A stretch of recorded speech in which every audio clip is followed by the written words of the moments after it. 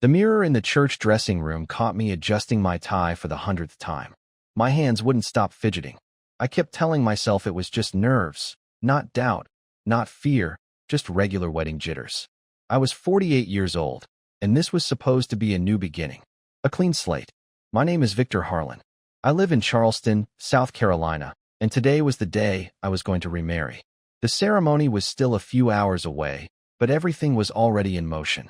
Clara's dress was hanging at the boutique, the guests were slowly arriving at the hotel, and I'd just gotten off the phone with the caterer, confirming the head count. I should have felt relief.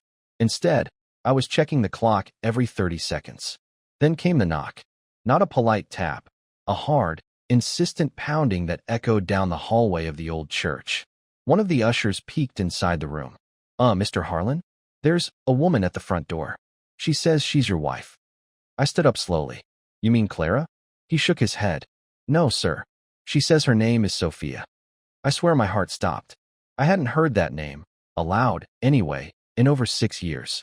I walked to the front lobby of the church, not fully sure what I expected to see. A hallucination? A prank? But there she was, Sophia, standing in the entrance like she'd just come back from a walk around the block, not from 6 years of being missing. She looked the same. A little thinner maybe, hair longer. But she was still Sophia, my ex-wife, the woman who left behind only a debit card and a cryptic note. "I heard you were getting married," she said with a faint smile, like she'd been invited. I thought I'd stop by. This is still my home, after all. My jaw tightened. I didn't trust myself to speak. The usher hovered behind me. "Do you want me to call someone?" "Yes," I said. "Call the police." Sophia's expression didn't even flicker. "Victor, don't be dramatic. You vanished. For 6 years. Without a word. And now you show up on my wedding day?" "I had to take care of some things," she said vaguely, her arms crossed like we were having a casual disagreement over dinner plans. "But I'm back now, so I figure we should talk."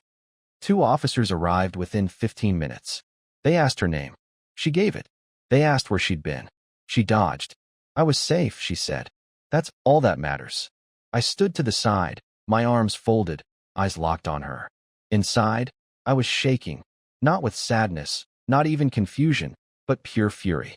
This woman, who had destroyed me once already, now thought she could stroll back into my life on the very day I was finally moving on. "You're interrupting a wedding," I said. "Mine." She looked around the church and tilted her head. "Seems like a rush job. Are you sure this is what you want?" The officer stepped in. "Ma'am, you've been reported missing since 2017. We'll need you to come with us and answer some questions." She didn't resist, just smiled one last time at me.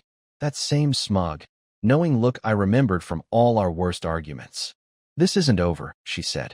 I didn't reply. I just turned my back and walked away.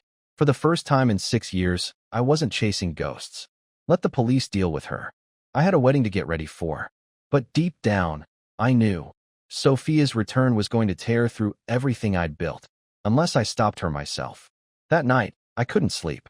Even after the police had taken Sophia in for questioning. Even after they called later to say she hadn't committed a crime, technically, my mind wouldn't settle. The memories started coming back like they always did when I let my guard down. That was 6 years ago, almost to the day. Sophia and I met in college. She was majoring in graphic design. I was studying business administration and working nights at a hotel. From the start, she was the kind of person who lit up a room. Unpredictable, loud in a charming way, and full of ideas she never followed through on. I didn't mind back then. I thought it meant she was creative. We got married in our late 20s. Bought a modest house on the edge of Goose Creek. We fought a lot, sure, but I thought that was normal. Sophia had a habit of walking out when things got tense, disappearing for a few days to clear her head. She always came back, until the day she didn't. It was a Saturday morning. I remember because I'd gone to get donuts. When I came home, her car was gone. I figured she was at her sister's or off at the farmer's market. Then I saw the note. "Don't come looking for me. I'll be fine. I just can't do this anymore." Beside it sat her debit card and house keys. That was it. I called everyone. Her sister, her old friends, even her old boss. No one had seen her. After 24 hours, I filed a missing person report. Within 48, I was a suspect. They brought me in for questioning 3 times that week.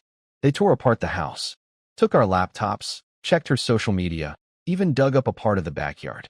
I was handcuffed once, paraded out of my own home in front of neighbors who used to wave when I mowed the lawn. They found nothing. No blood. No forced entry. No trace of Sophia beyond the note and the debit card. But that didn't stop the whispers. The local news ran a segment on her disappearance. They used her college graduation photo, the one where she's wearing red lipstick and holding a fake diploma with both hands. They called her the Goose Creek Bride. The implication was clear: young, beautiful woman vanishes. Husband stays behind and won't stop giving interviews. Must be hiding something. I stopped going outside during daylight. The mail piled up. My boss at the marketing firm gave me 2 weeks of paid leave and then told me not to come back. I couldn't even go to the gas station without someone staring. I ended up living in a spare bedroom above my cousin Marianne's garage for almost a year. She was the only one who didn't flinch when she saw me. "People want a villain," she said one night, handing me a beer. "They don't know what to do when there's no clean ending." We got close during that time, maybe too close. She'd just gone through a divorce, and we found comfort in each other. Nothing scandalous, nothing long-term. But in those quiet months, she was the one person who made me feel human again. Eventually, the authorities gave up. There was no evidence of foul play. After 3 years, Sophia was declared legally missing. I filed for a dissolution of marriage and got it. No fight, no complications, no word from her. Over time, things got quieter. I got a job with a local tech startup. I worked my way up. I took care of Daniel, our son, who was 13 when she vanished.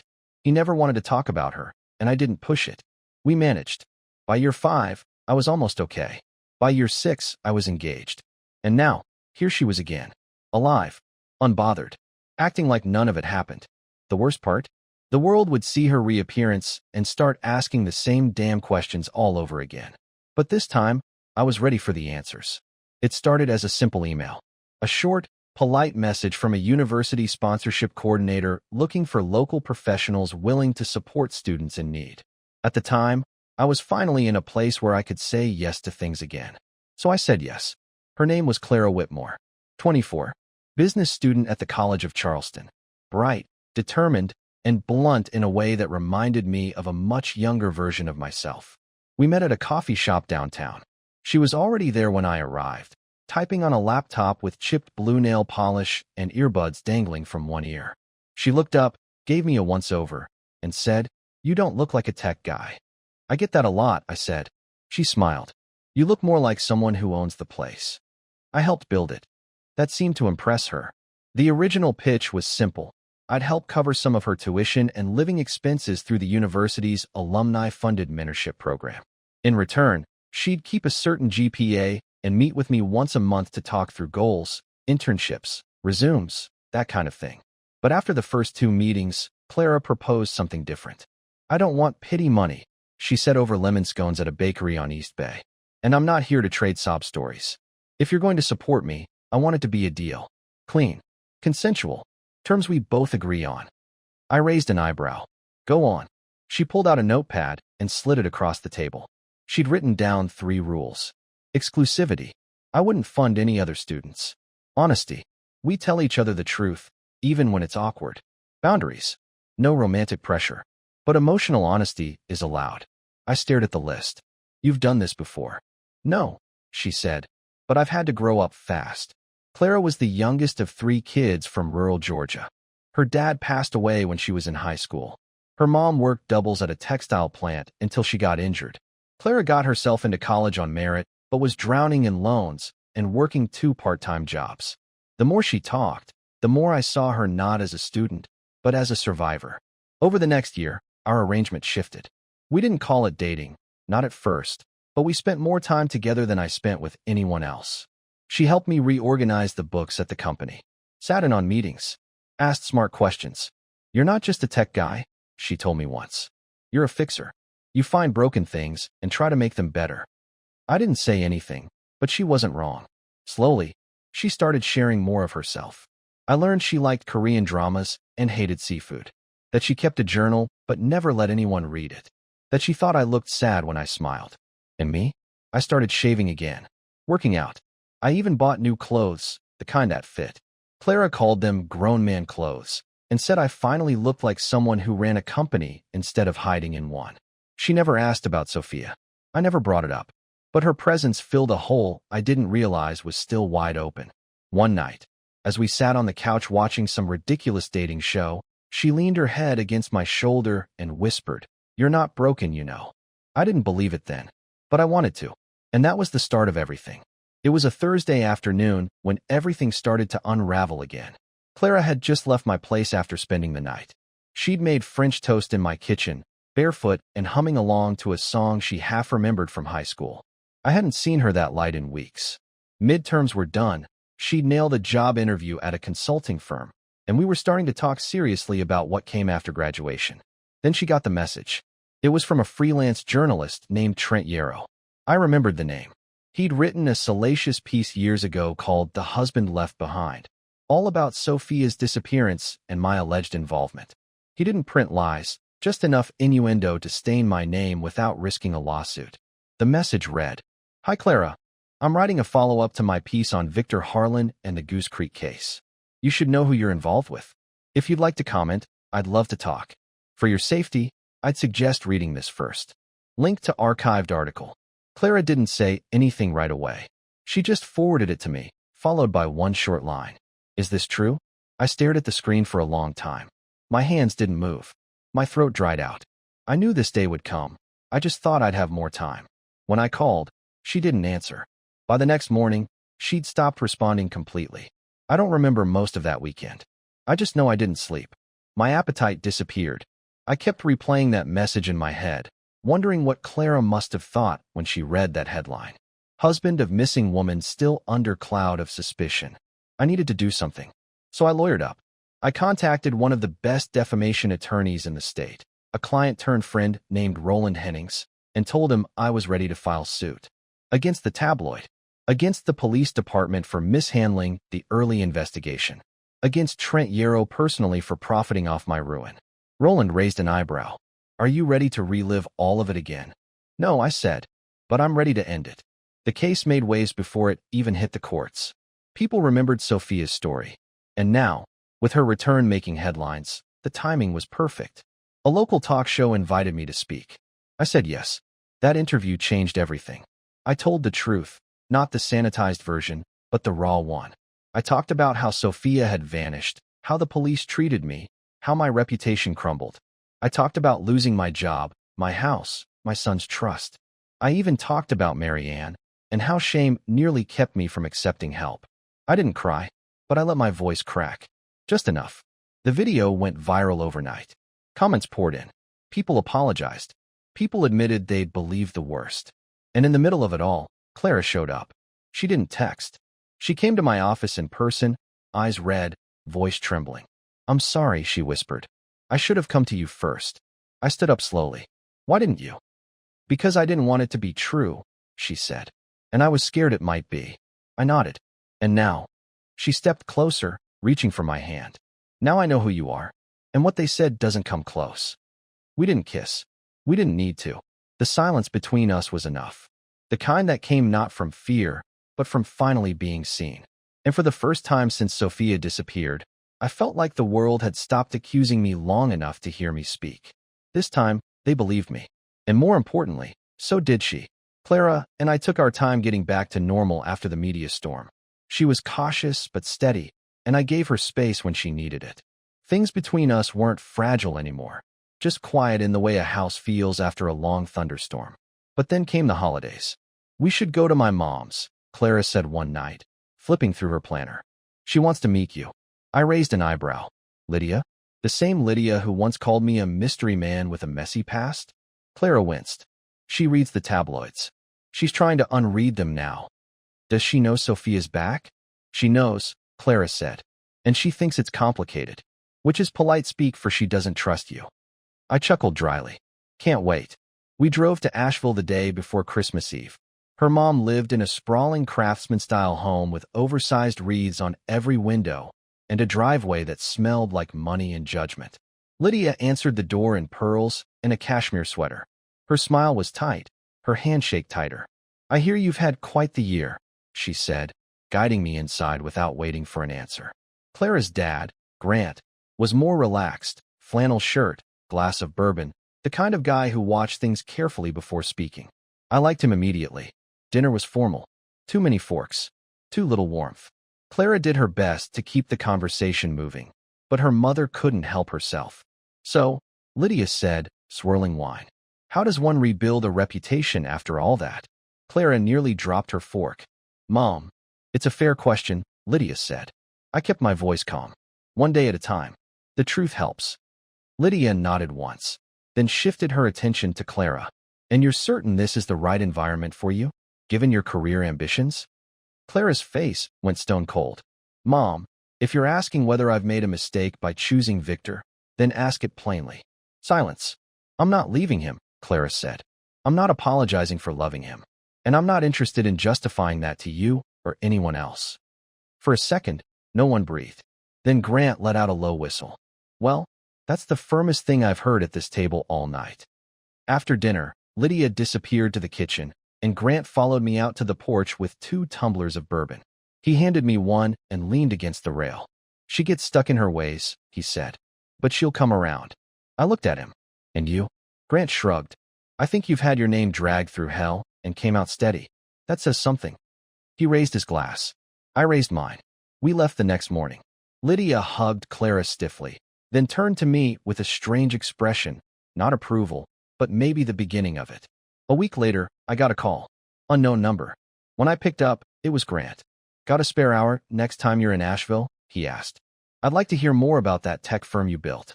And just like that, a door opened. Not all at once, but enough. The new year came with quiet victories. In late January, the board asked me to take over as interim CEO. Officially, it was because Michael, the founder, was stepping away for health reasons. Unofficially, I think everyone just realized I'd already been running things behind the curtain for months. You sure you want the spotlight? Clara asked, lounging on the couch in my hoodie while I read the offer letter. I didn't ask for it, I said, but maybe it's time I stop hiding. She smiled, her chin propped on her hand. Took you long enough. The promotion brought attention. Media requests, investor meetings, strategic planning sessions that ran until midnight. But for the first time in years, I felt like I belonged. I wasn't the guy people whispered about. I was the one they listened to. The one leading the room. A month later, Michael made me an offer, a private buyout.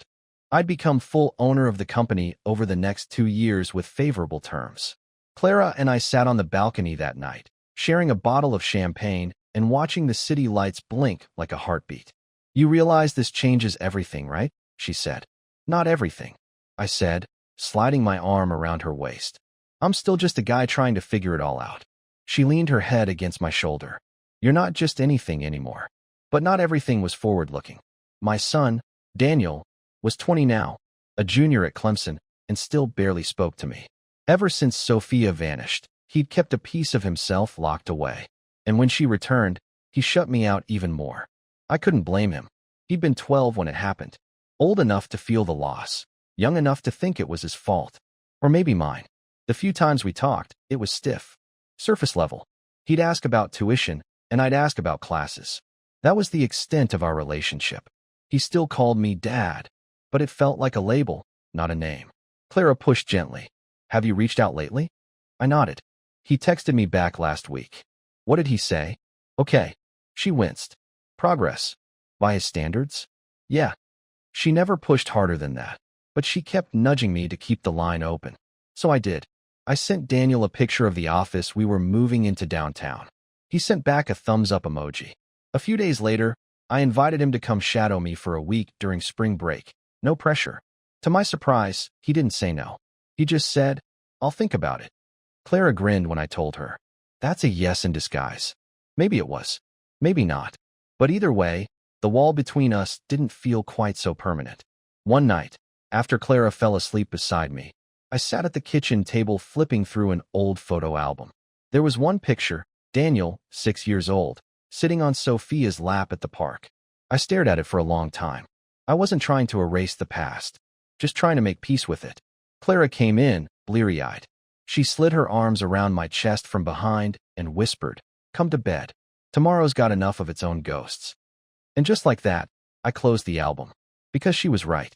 Tomorrow was coming fast. and I was finally ready for it. It was late April when Sophia showed up again, this time not in a church lobby or a police station, but in my office lobby downtown, dressed like she belonged there. My assistant buzzed me with a tone that told me something was off. "She says she's your wife." "She's not," I said flatly. "Send her in." Sophia walked in like she owned the place. Designer sunglasses, glossy hair, heels that clicked against the tile like punctuation. She sat across from my desk without waiting to be offered a seat. "Well," she said, taking in the room. "You've done well for yourself." I didn't say anything, just watched her scan the walls, the furniture, the city view behind me. I could see it happening in real time, her sizing everything up like a prize. "I've been staying in Charlotte," she said. "Figured I'd let the dust settle." I crossed my arms. "Cut to the part where you tell me what you want." She blinked. "I'm not here to start a fight." "No," I said, because showing up unannounced, again, is starting to feel like a habit. Sophia leaned back in her chair, the cool smirk returning. "I just think it's worth discussing what I'm owed." That stopped me. "Owed? Well, Victor," she said with a shrug. "We were still married when I disappeared. That means technically I'm entitled to." "You're not," I interrupted. "We had you declared legally missing. A court ruled you abandoned your property, your family, your marriage. You don't get to show up 6 years later and ask for a piece of something you walked away from." Her smile faltered. "I was manipulated. You don't know what I went through." "No," I said, standing. "And you never told me. You vanished, Sophia. You left me to rot under suspicion, to raise our son alone, to rebuild from nothing. And now you're back because you see money." For a long second, she didn't speak. Then her voice cracked, not from sadness, but from the realization that her plan wasn't working. "I thought I could just come back, that we'd talk, that maybe Daniel would want to see me." The mention of Daniel made something in me go cold. "He doesn't," I said. "You don't know him anymore." "I gave birth to him," she whispered. "You disappeared when he needed you most." Just then, the office door opened. I turned, expecting my assistant, but it was Daniel. He had stopped by, unannounced, to say he'd accept the shadowing offer. He took one look at Sophia and froze. She rose slowly. "Daniel, oh my God, you've grown so much." Daniel's face tightened. His jaw clenched. "You remember me, right?" she said softly. "I missed you so much." He looked at me first. Not her. Me. And then he said it. "I used to blame him," Daniel said, nodding toward me. "For everything. For you being gone. For how hard life got." Sophia smiled faintly, taking a step forward. "It wasn't his fault, baby. I just—" "No." Daniel cut in, his voice sharp. "I don't blame him anymore." Sophia's face dropped. "I get it now," Daniel continued. "He stayed. You didn't. That's the difference." Silence. She blinked hard, like she hadn't prepared for this version of him. Tall, calm, clear-eyed. "Daniel, I just need a chance." "No," he said. "You needed to give us one. Years ago." He turned and walked out without another word. When the door clicked shut behind him, Sophia sat back down. But the fight was gone. So was the fire. "I thought I could fix this," she whispered. "You waited too long," I said quietly. For the first time, she looked scared. Not of me, but of everything she'd lost. And this time, I didn't feel like the one being left behind. She did. Clara graduated in May. Top of her class. Honors sash. The whole deal. The ceremony was held in a packed auditorium at the College of Charleston, sunlight pouring through the tall windows like something out of a movie. I sat near the back with Lydia and Grant, her mother still suspicious, her father now fully on my side. When they called her name, Clara walked across the stage like she'd been doing it her whole life. Chin high, steps solid, eyes scanning the crowd until they landed on me. She gave the tiniest smile and a thumbs up. The moment hit me harder than I expected. Afterward, we went out for drinks, and Clara barely touched hers. She kept tapping her fingers against the table, eyes darting to mine and back. "I have something to ask," she finally said. I raised an eyebrow. That's usually my line. She reached into her purse and slid a small white envelope across the table. Inside was a contract, a prenuptial agreement. "I'm not asking you for anything," she said before I could speak. "If we do this, if we get married, I want it to be about love, not money. I don't want anyone thinking I'm here for the check." I stared at her, speechless for a moment. "Clara, you don't have to prove anything." "I want to," she said. "This is for me, not just for you." I nodded. "Then we'll sign it together." We were married that August in a small, elegant ceremony held on a rooftop overlooking Charleston Harbor. No press, no fuss, just 20 people, a string quartet, and vows that felt like a reset button on the rest of my life. Clara wore a short ivory dress and yellow heels. I wore a navy suit and a heart that finally felt full again. Lydia showed up, not in pearls, but in a soft blue wrap dress. She smiled for pictures and even cried during Clara's vows. It wasn't acceptance yet, but it was progress. At the reception, Clara and I stood before the guests, hand in hand. I raised a glass for a toast, but before I spoke, I turned toward the corner of the room where Sophia stood. Yes, she came, not as a guest, but as a symbol. I had invited the press, just 2 local outlets. No drama, just a brief introduction. Some of you know this story already, I told the room. But this is Sophia Harlan, once my wife, and once missing. She's here tonight, not to reclaim anything, but to make peace. She gave a brief nod, polite, silent. The reporters took their photos, murmured some questions. Sophia gave vague answers. She was still holding on to her dignity, even now. I let her. That was the gift. By the end of the night, she was gone. No scenes, no bitterness. Just a woman finally understanding that the chapter she'd walked out of was never going to wait for her return. As Clara and I danced to a slow song under cafe lights, she leaned up and whispered, "That was kind." "Necessary," I whispered back. She needed a stage to leave on. Clara smiled. "You gave her that." "I gave her a mirror," I said. She did the rest. And we danced, not to celebrate what we'd built, but to honor what we'd survived. Together. The night after our wedding, Clara stood at the bathroom sink, still in her dress shirt, her hair loose from dancing. I was sitting on the edge of the bed, unbuttoning my cuffs when I saw her reach into her overnight bag and pull out a small orange pill bottle. She held it in her palm, looked down at it for a moment, then walked over to me. "I'm done with these," she said softly. I looked up. "Are you sure?" She nodded, uncapped the bottle, and dropped the pills one by one into the trash can beside the bed. "I want a family," she said. "With you. I don't want to wait anymore." I took her hand gently. "Then let's build it." That was the start of everything new. In the months that followed, life changed in ways I hadn't dared hope for. The house got quieter and warmer at the same time. Clara started working at the company, not in a ceremonial role, but as my partner. She was sharp, strategic, and had an instinct for people that even I didn't. The board loved her. So did the staff. Eventually, they stopped seeing her as my wife and started seeing her as the future COO. At home, things softened. We spent slow Sundays reading on the porch. We cooked dinner together. She painted the spare bedroom green just in case. I didn't even have to ask. Then came the call. "Daniel, can we talk?" he asked one afternoon out of nowhere. We met at a diner off I-26, same one I used to take him to after soccer practice when he was a kid. He looked older now, facial hair, heavier voice, but that same tilt to his head when he was thinking something through. "I want to intern with you," he said. "Not because I have to, because I want to learn." I didn't speak for a full 10 seconds. I just stared at him. Then I nodded. "Okay, let's start Monday." He smiled, tight, unsure, but it was the first real one I'd seen from him in years. Sophia faded quietly after that. She moved to Atlanta and eventually remarried a man who managed a boutique furniture store. Daniel didn't keep in touch, and I didn't ask questions. There was no court battle, no drama, just silence, the kind that finally felt earned. Lydia, Clara's mother, came around more after we announced the pregnancy. She brought over a casserole, then a crib, then finally, she came just to sit and talk. "I misjudged you," she told me one afternoon while Clara napped. "No," I said, smiling. "You just didn't know me yet." And that was the truth.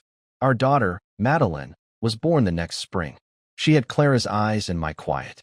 The night we brought her home, I stood in the nursery and watched her sleep in the crib I built by hand. I didn't feel fear, or grief, or the weight of everything I'd lost. I just felt full. I had rebuilt my life from the wreckage Sophia left behind. And every brick I laid since, every moment, every scar, led me here. To a future I thought I'd never be worthy of. But I was. And this time, no one could take it from me.